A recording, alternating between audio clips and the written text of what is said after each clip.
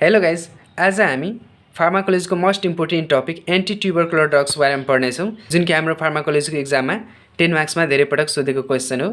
So yes भिडियोमा हामी cover गर्नेछौँ definition, classification of antitubercular drugs र त्यस्तै right mechanism of action, dose, indication, adverse effect and contraindication of rifampicin. यो भिडियोमा हामी यति कभर गर्नेछौँ, सो भिडियोलाई लास्टसम्म हेरिदिनु होला। सो अब सुरु गरौँ। फर्स्टमा डेफिनेसन अफ एन्टी-ट्युबरकुलर ड्रग्स हेरौँ। Antitubercular drugs are a group of antimicrobial drugs used for the prevention and treatment of tuberculosis. Antitubercular drugs भनेको एउटा ग्रुप अफ एन्टिमाइक्रोबियल ड्रग्स हो जुन कि प्रिभेन्सन र ट्रिटमेन्टको लागि ट्युबरक्लोसिसको प्रिभेन्सन र ट्रिटमेन्टको लागि युज गरेको हुन्छ। र ट्युबरक्लोसिस लाग्ने भनेको हाम्रो माइकोब्याक्टेरियल ट्युबरक्लोसिसले गर्दा हो। यसलाई जुन एन्टिट्युबरकुलर ड्रग्स छ माइकोब्याक्टेरियल ट्युबरक्लोसिसलाई ग्रोथमा इनहिबिट गर्ने काम गर्छ। सो अब क्लासिफिकेसन हेरौँ। Classification of antitubercular drugs. अब क्लासिफिकेसन फर्स्ट छ फर्स्ट लाइन ड्रग्स, त्यस्तै सेकेन्डमा आएको छ सेकेन्ड लाइन ड्रग्स। यो दुईवटा क्लासिफिकेसन हो। सो फर्स्ट लाइन ड्रग्समा हामीलाई पढ्नुपर्ने हुन्छ आइसोनियाजिड, रिफाम्पिसिन, पाइराजिनामाइड, इथाम्ब्युटोल र स्ट्रेप्टोमाइसिन। यो 5वटा ड्रग्स हामीलाई फर्स्ट लाइन ड्रग्समा पढ्नुपर्ने हुन्छ र यसलाई याद गर्ने एउटा न्युमोनिक्स छ। आईबाट आइसोनियाजिड र read I read pharmacology every Saturday। यो भनेको एउटा न्युमोनिक्स भयो। सो यो न्युमोनिक्सबाट तपाईहरु यो फर्स्ट लाइन ड्रग्स याद गर्न सक्नुहुन्छ। आईबाट भयो आइसोनियाजिड, आरबाट रिफाम्पिसिन, फार्माकोलोजीबाट पाइराजिनामाइड, एभ्रीबाट इथाम्ब्युटोल र स्याटरडेबाट स्ट्रेप्टोमाइसिन। सो यो भयो हाम्रो फर्स्ट लाइन ड्रग्स। अब सेकेन्ड लाइन ड्रग्स हेरौँ। सेकेन्ड लाइन ड्रग्समा छ एमिकासिन, क्यानामाइसिन, साइक्लोसेरिन, इथियोनामाइड, थाइएसिटाजोन, लिभोफ्लोक्सासिन। यति हाम्रो सेकेन्ड लाइन ड्रग्समा छ। हुन चाहिँ अझै छ तर हामीलाई यति लेख्दा पनि पुग्नेछ, सो हामी धेरै पढ्दैनौँ। अब अर्को हेरौँ। अर्को रहेको छ रिफाम्पिसिन। रिफाम्पिसिनको फर्स्टमा हामी डेफिनेसन हेरौँ। Rifampicin is a first line antitubercular drugs. It is bacteriostatic drug effective against mycobacterium. Rifampicin भनेको हाम्रो फर्स्ट लाइन एन्टिट्युबरकुलर ड्रग्स हो जुन कि ब्याक्टेरियोस्ट्याटिक नेचरको हुन्छ। ब्याक्टेरियोस्ट्याटिक भनेको जुन ब्याक्टेरियाको ग्रोथ हुन्छ, ग्रोथलाई इनहिबिट गर्ने रोक्ने काम गर्दछ रिफाम्पिसिनले। सो ड्रग इफेक्टिभ एगेन्स्ट माइकोब्याक्टेरियममा इफेक्टिभ हुन्छ। अब मेकानिजम अफ एक्सन हेरौँ। फर्स्टमा रहेको छ rifampicin binds to bacterial DNA dependent RNA polymerase enzyme. फर्स्टमा रिफाम्पिसिन जुन DNA dependent RNA polymerase enzyme हुन्छ त्यसमा एट्याक गर्छ वा बाइन्ड हुन्छ र त्यसपछि इनहिबिट आरएनए सिन्थेसिस, र त्यहाँ बाइन्ड भएपछि आरएनएको जुन सिन्थेसिस हुन्छ त्यसलाई रोक्ने काम गर्छ रिफाम्पिसिनले। र जुन आरएनएको सिन्थेसिस रोकेपछि त्यहाँ प्रोटिनको सिन्थेसिस स्टप हुन्छ, रोकिन्छ, जसले गर्दा जुन ब्याक्टेरिया हुन्छ ब्याक्टेरियाको ग्रोथ र मल्टिप्लिकेसन रोकिन्छ, जसको कारणले ब्याक्टेरिया ग्रोथ हुन सक्दैन। So that rifampicin is bacteriostatic drugs.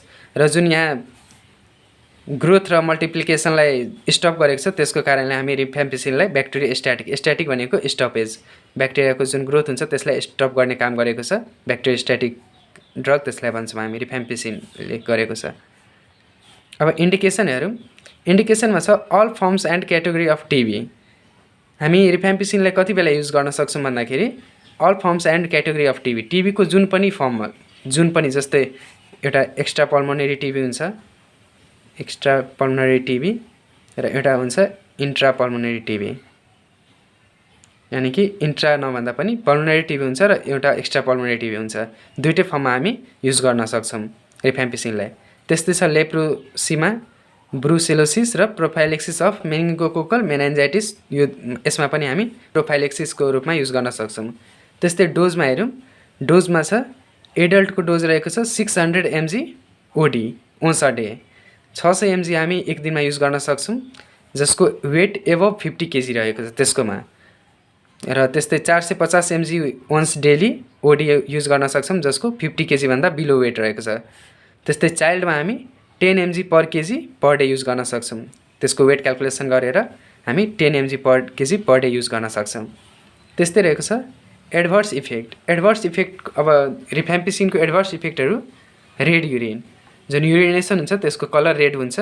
त्यस्तै जन्डिस हुनसक्छ, हेपाटोटक्सिसिटी, हेपाटिक जुन लिभर हुन्छ लिभरमा टक्सिसिटी हुनसक्छ, ड्राउजिनेस, हेडेक हुनसक्छ, त्यस्तै एनेमिया, एब्डोमिनल क्राम्प्स हुनसक्छ, नजिया हुनसक्छ, प्युराइटिस, स्किन र्यासेसहरू हुनसक्छ, त्यस्तै vomiting, malaise, insomnia, common cold. Insomnia भनेको जुन स्लिप डिसअर्डर हुन्छ त्यो हुनसक्छ।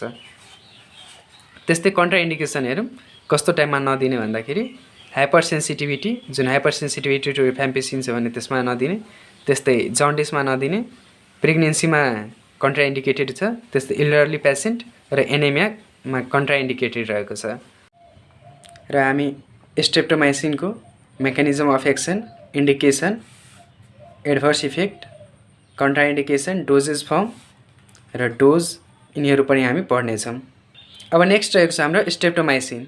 Streptomycin is natural aminoglycoside produced by the soil actinomycete streptomyces griseus. यो भनेको स्ट्रेप्टोमाइसिन भनेको एउटा नेचुरल एमिनोग्लाइकोसाइड हो जुन कि स्ट्रेप्टोमाइसिस ग्रेसियसबाट प्रोड्युस्ड हुन्छ। यसको मेकानिजम अफ एक्सन हेरौँ। It interferes with normal bacterial synthesis. यो जुन स्ट्रेप्टोमाइसिन छ त्यो नर्मल ब्याक्टेरियल सिन्थेसिससँग इन्टरफेयर भएर binding to the 30S ribosomal subunit, 30S ribosome जुन हुन्छ ब्याक्टेरियाको त्योसँग बाइन्ड भएर आफ्नो वर्क गर्छ। त्यस्तै इन्डिकेसन हेरौँ। इन्डिकेसन हेरेको छ ट्युबरक्लोसिस। ट्युबरक्लोसिसमा हामी युज गर्न सक्छौँ सब एक्युट ब्याक्टेरियल इन्डोकार्डाइटिस, जसलाई हामी एसएबी पनि भन्छौँ, यसमा पनि हामी युज गर्न सक्छौँ। त्यस्तै प्लेगमा हामी युज गर्न सक्छौँ ट्युलारेमिया, युटिआई, पेरिटोनाइटिस, यिनीहरूमा हामी युज गर्न सक्छौँ स्ट्रेप्टोमाइसिनलाई। त्यस्तै हाम्रो रहेको छ एडभर्स इफेक्ट। एडभर्स इफेक्टमा रहेको छ भेस्टिब्युलर डिस्टर्बेन्स।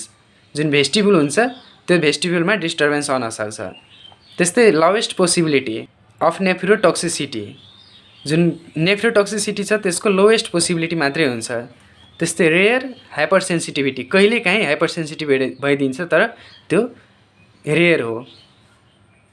कन्ट्राइन्डिकेसन हेरौँ। कन्ट्राइन्डिकेसनमा रहेको छ प्रेग्नेन्सी। प्रेग्नेन्सी भएको पेसेन्टलाई हामी स्ट्रेप्टोमाइसिन चलाउँदैनौँ र एनाफाइलेक्सिसमा हामी युज गर्दैनौँ।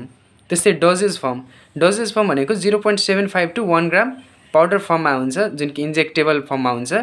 त्यस्तै डोज हेरौँ। डोज रहेको छ एक्युट इन्फेक्सन।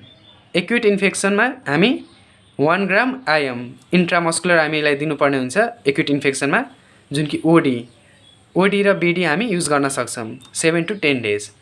त्यस्तै अर्को रहेको छ ट्युबरक्लोसिसमा। ट्युबरक्लोसिसमा हामी 1 ग्रामदेखि 0.75 ग्राम हामी आइएम युज गर्छौँ। OD or thrice weekly for 30 to 60 days हामी युज गर्छौँ। त्यस्तै अर्को इम्पोर्टेन्ट क्वेसन रहेछ आइसोनियाजिडबाट, थेराप्युटिक युजेस अफ आइसोनियाजिड। यो धेरै पटक सोधेको क्वेसन हो कि कुन कन्डिसनमा हामी युज गर्छौँ आइसोनियाजिडलाई। सो हामी लेटेन्ट ट्युबरक्लोसिसमा युज गर्न सक्छौँ। लेटेन्ट ट्युबरक्लोसिसलाई हामी स्लिप टिबी पनि भन्छौँ, स्लिप टिबी, किनभने यसमा जुन ब्याक्टेरिया हुन्छ त्यो इनएक्टिभ फर्ममा हुन्छ। त्यस्तै एक्टिभ ट्युबरक्लोसिसमा युज गर्न सक्छौँ, न्युली इन्फेक्टेड पेसेन्टमा युज गर्न सक्छौँ, र house hold members and close associates of people recently diagnosed with TB. जसमा टिबी डायग्नोस भएको छ त्यसको जुन हाउस होल्ड मेम्बरहरू छ र क्लोज एसोसिएटहरू छ उनीहरूमा हामी युज गर्न सक्छौँ आइसोनियाजिडलाई। सो यति हो ट्युबरक्लोसिसबाट आउन सक्ने क्वेसनहरू। Thank you and best of luck for your exam.